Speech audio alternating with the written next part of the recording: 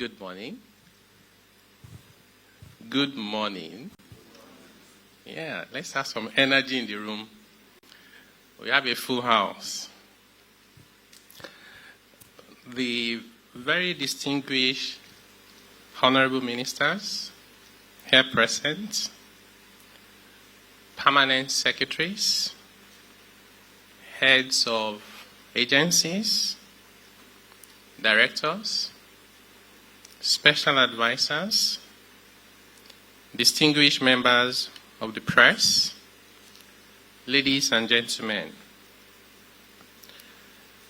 Thank you all for joining us today.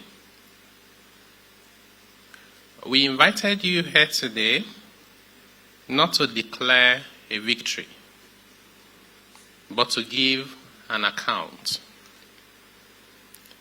For the past 3 years, the administration of President Bola Ahmed Tinubu, DCFR, has embarked on major reforms to address age-long economic challenges.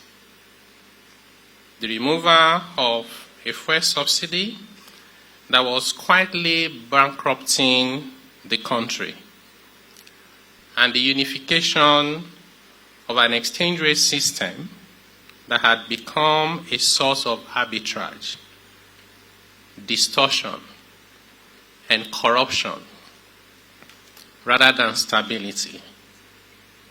Those decisions came at a real cost, and we're not here to pretend otherwise. Prices rose.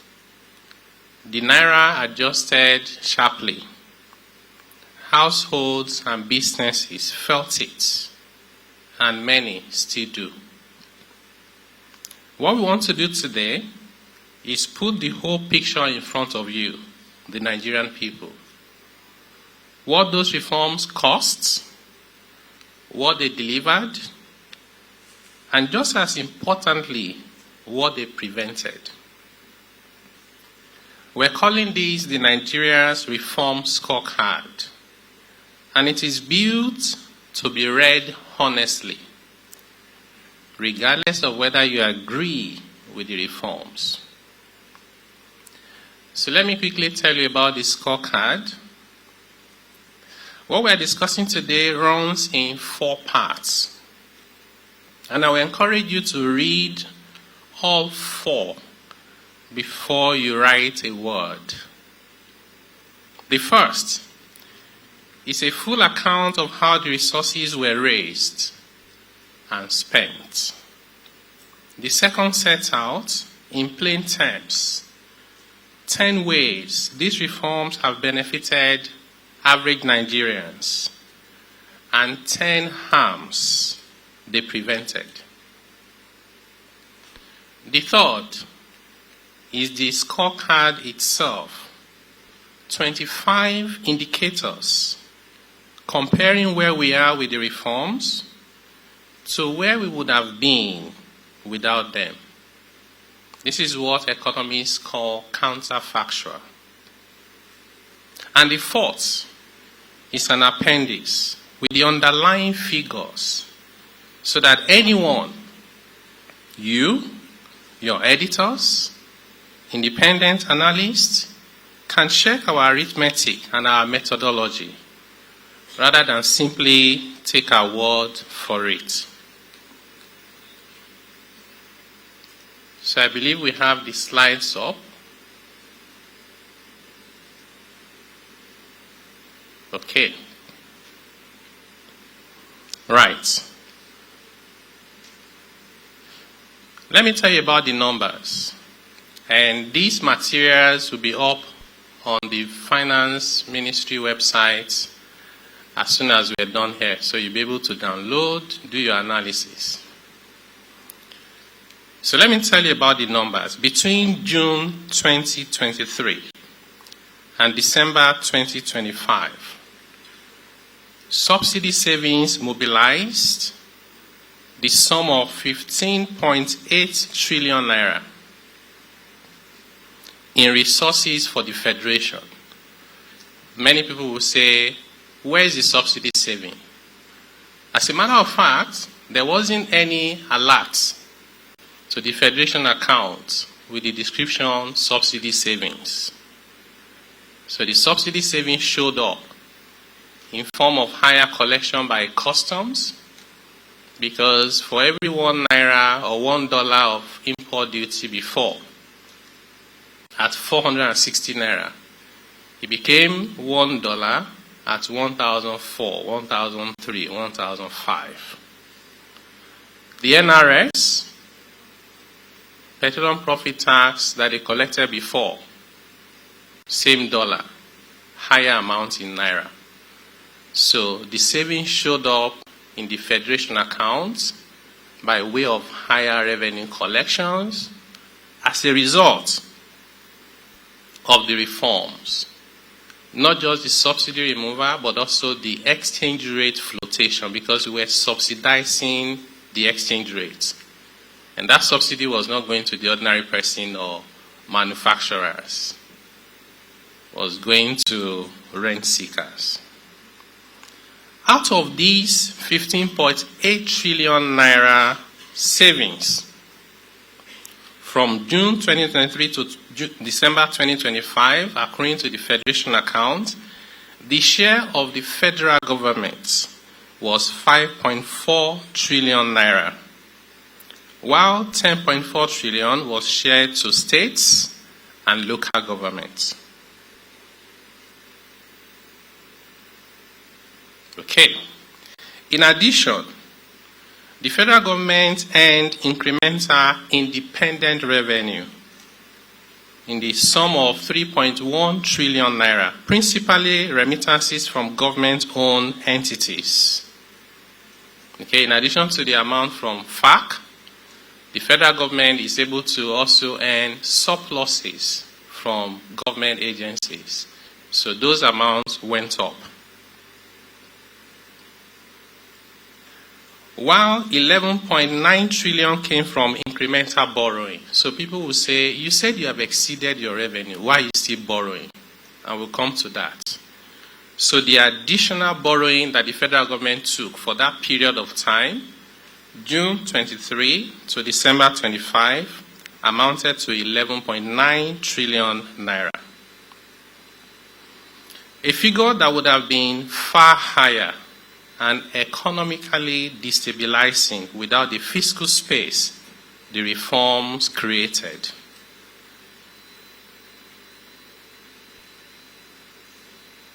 Okay, right. So, altogether, the federal government's incremental resources over the period, remember, subsidy savings, independent revenue, and incremental borrowing, came to 20.4 trillion naira. That money did not sit idle. It partly funded incremental expenses. Okay? For that same period, the incremental expenses of the federal government alone, not the federation, was 30.64 trillion naira. Of these, 9.39 trillion went to wage adjustments, minimum wage increases, and allowances for public servants. And I think this is a point that it should be of interest to everyone. The incremental amount that the federal government spent paying higher wages is more than the entire savings that the federal government earned from subsidy removal. Then we have 9.37 trillion that went to external debt service, made necessary by exchange rate depreciation. So if we were paying $1 million before in interest on our foreign debts, it is still the same $1 million, but instead of 460 naira, it's now 1415. That's more naira that we need to incur. And I've said this before. When you have debt service to pay, you don't negotiate. You don't delay. You pay. Because delay or default have consequences. And there's 6.5 trillion that went into strategic infrastructure, making the top 3 expenditure lines. Every naira of this is accounted for, and the breakdown is in the scorecard we are releasing today. So you find the breakdown. It is instructive that the single largest expenditure line, wage adjustments, at 9.39 trillion, outstrip the federal government's entire saving from subsidy removal. This is evidence that the reform was never introduced for revenue purposes, but to address entrenched corruption in an artificially managed fuel subsidy and foreign exchange markets.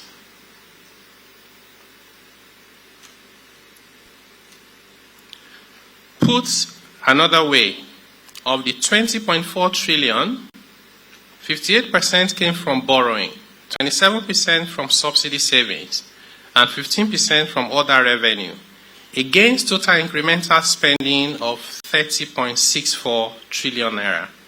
2/3 was funded by these new resources, while the remaining third, about 10 trillion naira, came from the existing revenue base, despite ending the excessive printing of naira. That in itself is evidence of improved public financial management.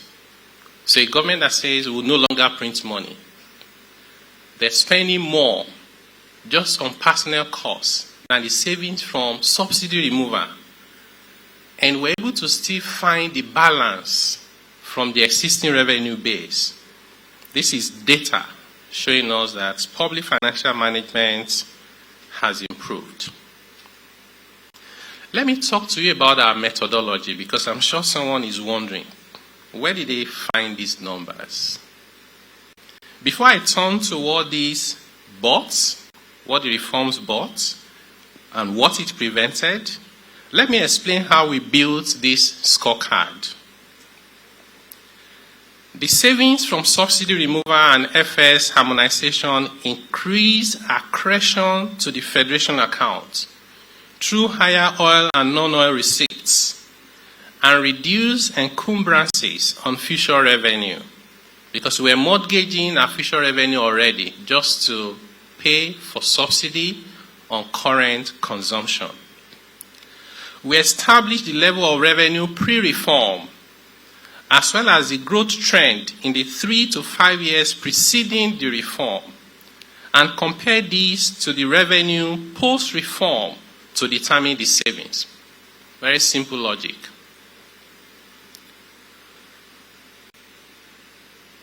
Okay. The scorecard itself comprises 25 indicators. So just on the slide that you have on the screen is the summary of how the money was spent. You see line by line with numbers how the money was spent.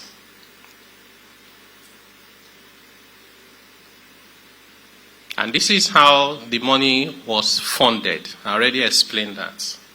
Both from incremental resources and existing revenue base.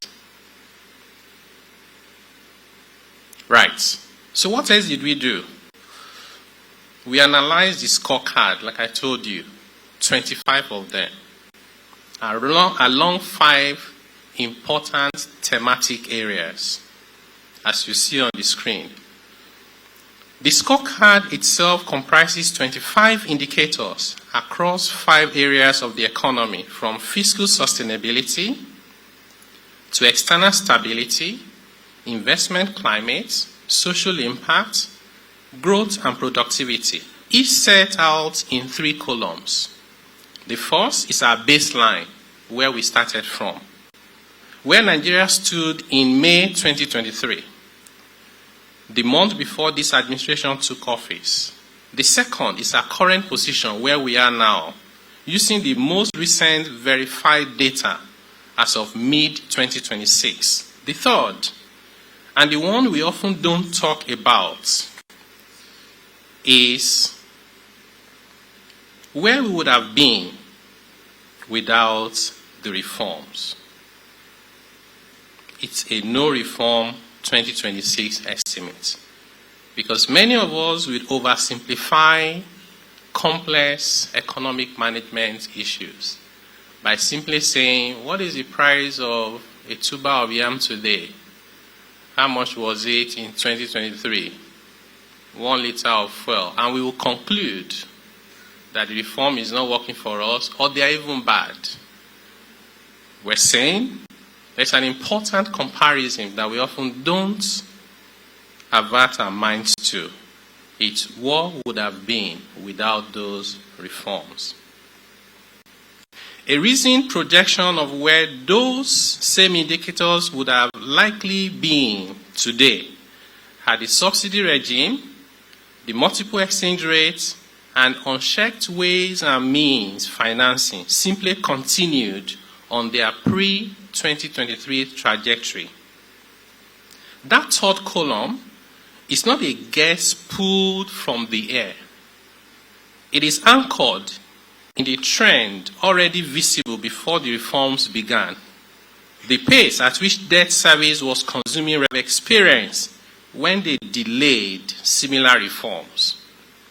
Every indicator then carries a plain language assessment, whether it's a major improvement, a structural change, or where a cost was paid, we are being honest, the price of stabilization. So you will see from this analysis, the indicators, where it's green means that progress is being recorded. When you see amber, it means work in progress. Good news is there's no red. And the data is there, you can verify, you can validate. Now, many people would ask, why are we throwing macro data all around? GDP is growing, inflation is coming down, and they say, how does that impact on the ordinary man or the average Nigerian? So, we put this together as well. And you'll see that this reform is actually about the average Nigerian.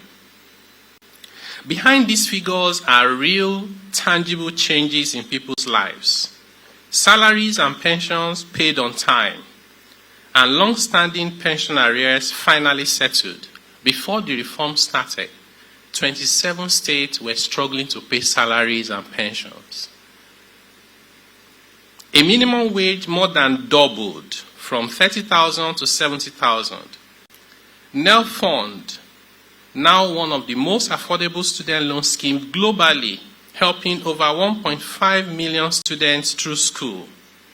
In addition, there are cash transfers to millions of households, subsidized mortgages, agricultural support, strengthening food security, and a new tax act that exempt low-income earners and small businesses from tax, while simplifying a system that had overburdened the poor for decades. So the benefits to Nigerians are many. We decided to just share 10 of them. So when 27 states that were defaulting in paying salaries and pension no longer default, today that number is 0. Number of states defaulting. They're paying Nigerians.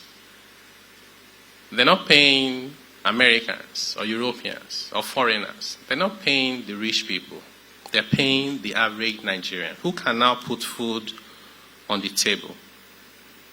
Many of us in the room will remember, some of us just want to pay $20 for a software to earn a living. We couldn't pay on our cards. Today, one of the banks sent me a note that they've increased the limit to $40,000. It's almost magical that this is happening in such a short period of time. Now, in addition to the benefits to the average Nigerian, we want to tell ourselves the harm that the reforms prevented, the counterfactual. It is harder to see what did not happen, but our scorecard puts numbers to it. In May 2023, 27 states could not reliably pay salaries. Today, that number is 0. On the pre-reform trajectory, our own estimate is that at least 30 states will be in that position by now, struggling to pay salaries. That's not a handful. That's the majority of the federation. The official exchange rate premium over the parallel market, once above 60%, is now under 5%. Left unaddressed, we project it will be above 150% today, with the naira simply unavailable at any official rate for most Nigerians and businesses. We're running out of dollars. Our net external reserve was under 3 billion and we're owing over 7 billion. That's bankruptcy. And you know we can't print dollars because we are not the United States of America. What that means is, even to buy fuel, Nigerians will say, God forbid, you hold 3,000 naira and you will not find a liter, because there will be scarcity everywhere. Remember, we're importing refined products. Dangote refinery will not have been able to start because you can't sell at 200 naira per liter and queue up for government to pay the balance of over 1,000 naira per liter. The same government that was already spending nearly 100% of its revenue just to service debts and printing a lot of money. Just to imagine what could have been. Now, the legacy ways and means stock, which stood at 30 trillion as at that time, had been curtailed rather than left to double. If it had been left, it would have more than doubled today, as our estimate suggests. But we're being honest about the cost. We're not saying all of it is rosy. A scorecard that only lists wins is not a scorecard. It's a campaign leaflet. And we did not come here to give you one. The monetary policy rate has risen from 18.5% to 26.5%.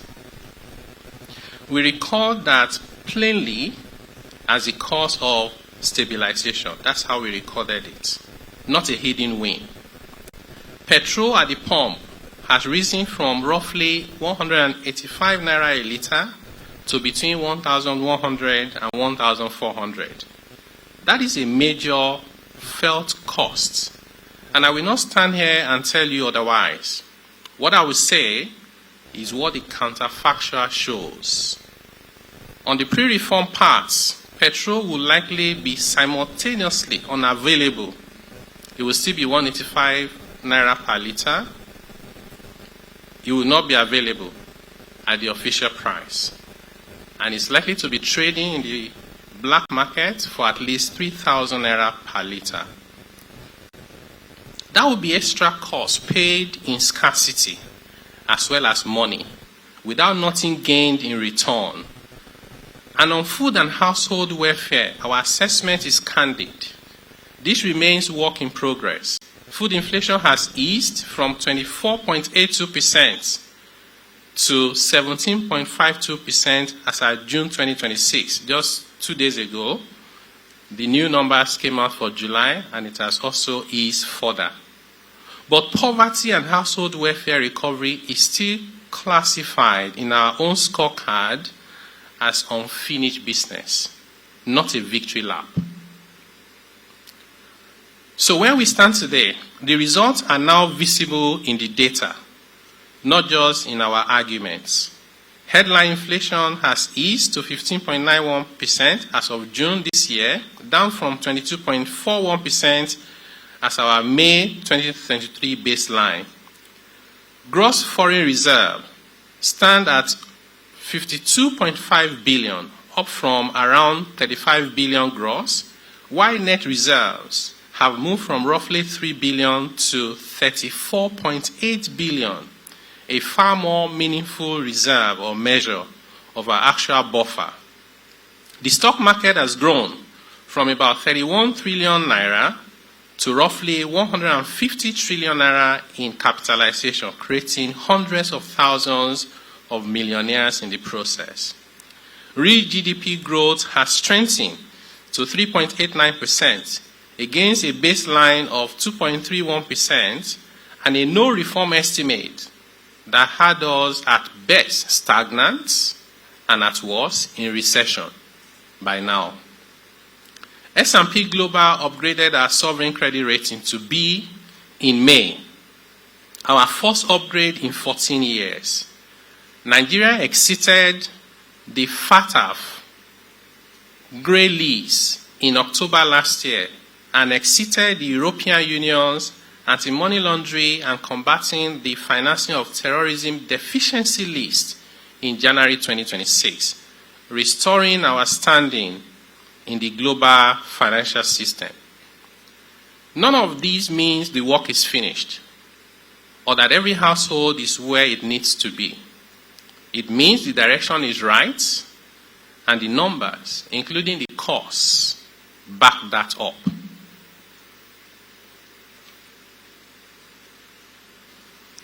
So as I close, let me talk to you about what we see ahead of us. That's what I've titled Looking Ahead. This scorecard is a mid-course account, not the finish line. So let me share with you what comes next. We will stay the course of reform and accelerate how we translate the macro gains into meaningful impacts for every household. Implementation of Nigerian Tax Act will continue, with further fiscal reforms addressing challenges in our budgeting, reporting, and accountability system. Mr. President has been clear every single time that we need to improve our accountability, and that's part of why we're here today. We expect the tax to GDP ratio to keep climbing as the harmonized system takes hold. On prices, our goal over the medium term is to keep pushing headline inflation towards single digits without ever going back to the distortionary subsidy that got us into this position in the first place.